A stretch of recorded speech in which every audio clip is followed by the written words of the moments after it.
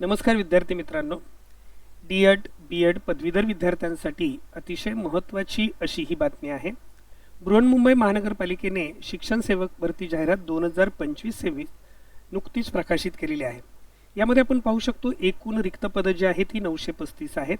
सरळ सेवा भरती प्रक्रियेच्या मार्फत ही पदं भरली जाणार आहेत। संपूर्ण प्रक्रिया ही पवित्र पोर्टल मार्फत अतिशय पारदर्शक अशी ही भरती प्रक्रिया होणार आहे।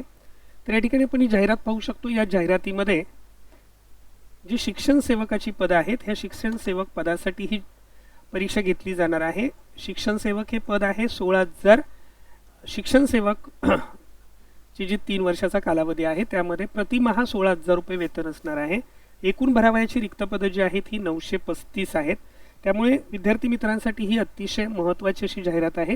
या ठिकाणी सविस्तर जाहिराती महानगरपालिकेच्या वेबसाईटवर उपलब्ध आहे। या जाहिरातीमधले जर महत्त्वाचे मुद्दे आपण विचारात घेतले तर तुमच्या लक्षात येईल की ही जाहिरात जी आहे ही डी.एड. बी.एड. पदवीधर विद्यार्थ्यांसाठी आहे।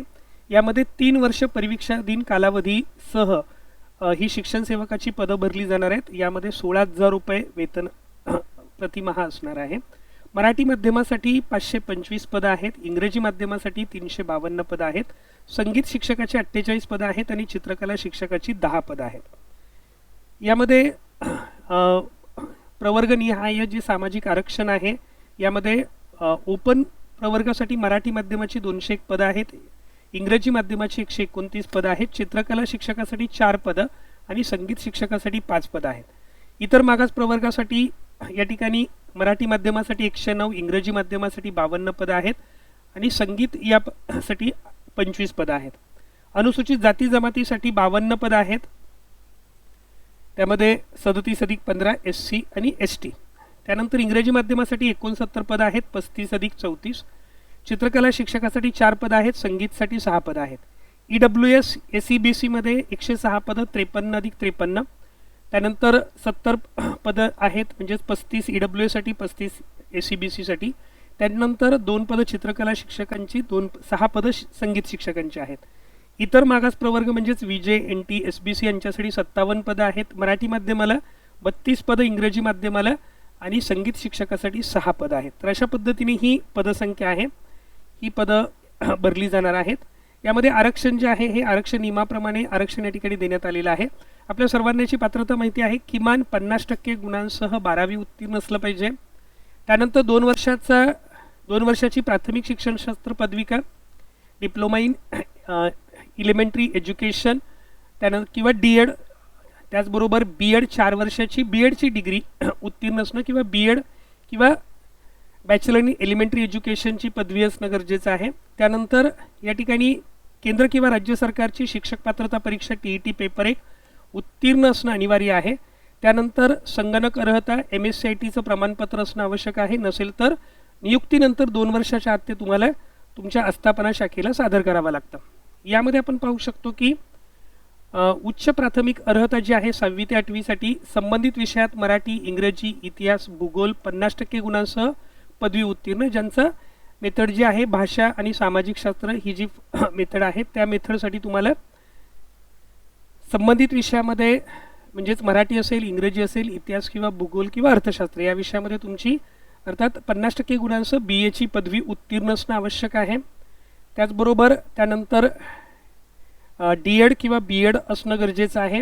त्यानंतर गणित आणि विज्ञानसाठी सुद्धा तेच आहे की या ठिकाणी गणित, भौतिकशास्त्र, रसायनशास्त्र, वनस्पतीशास्त्र, प्राणीशास्त्र, लाईफ सायन्सेसमध्ये BSc ची म्हणजेच 50% गुणांसह BSc ची पदवी असणं गरजेचं आहे आणि बी.एड. किंवा डी.एड. दोन्हींसाठी TET पेपर 2 परीक्षा उत्तीर्ण असणं आवश्यक आहे।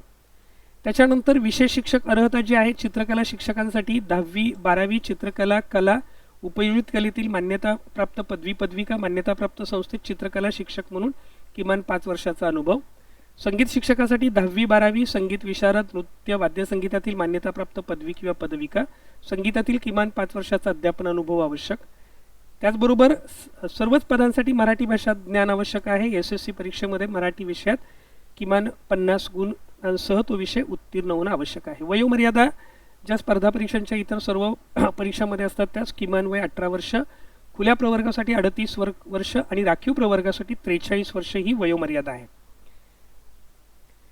त्यानंतर आवश्यक कागदपत्र जे आहेत आपण या ठिकाणी पाहू शकतो. HSC SSC पदवी गुणपत्रक व मूळ प्रमाणपत्र, D.Ed B.Ed किंवा TET उत्तीर्ण प्रमाणपत्र, जात प्रमाणपत्र, जात वैधता कास्ट व्हॅलिडिटी, त्याचबरोबर अद्ययावत नॉन क्रिमिलेअर कुणासाठी असणार आहे ते तर EWS असेल, ACBC असेल, त्याचबरोबर इतर मागास प्रवर्ग जे आहेत त्यामध्ये NT VJNT OBC या प्रवर्गांसाठी. त्यानंतर महाराष्ट्र राज्याचे अधिवास प्रमाणपत्र, डोमेसाईल सर्टिफिकेट, MSCIT प्रमाणपत्र आणि लहान कुटुंबाचं प्रतिज्ञापत्र तुम्हाला सादर करावं लागणार आहे.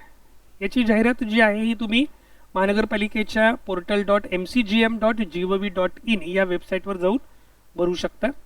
तर अशा पद्धतीने ही अतिशय शिक्षण सेवकासाठी महत्त्वपूर्ण अशी जाहिरात प्रसिद्ध झालेली आहे. तर पात्र उमेदवारांनी महानगरपालिकेच्या वेबसाईटवर जाऊन यासाठी अर्ज सादर करावयाचे आहेत. यामध्ये आपण पाहू शकतो की या जाहिरातीमध्ये शिक्षण सेवकाची एकूण जी पदं आहेत ही 16,000 मानधन असणारी प्रतिमहा 935 पदं ही भरली जाणार आहेत. यामध्ये ही सविस्तर अशी जाहिरात या ठिकाणी तुम्ही पाहू शकता.